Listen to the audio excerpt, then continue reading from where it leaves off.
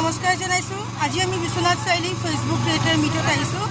তাতে আমি দিগন্ত ব্ৰাদাৰ্ক লগ পাইছোঁ, সকলোৱে চিনি পায়। মই ভাইটিক আজিলৈ দুবাৰ হ'ল লগ পাইছোঁ।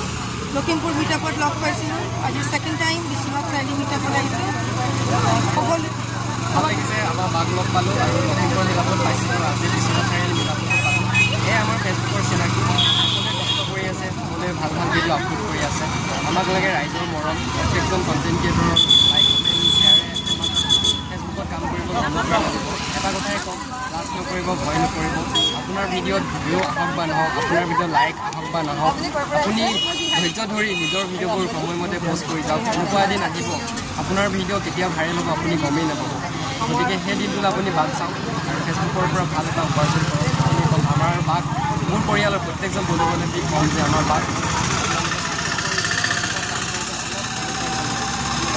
ধন্যবাদ দিগন্ত।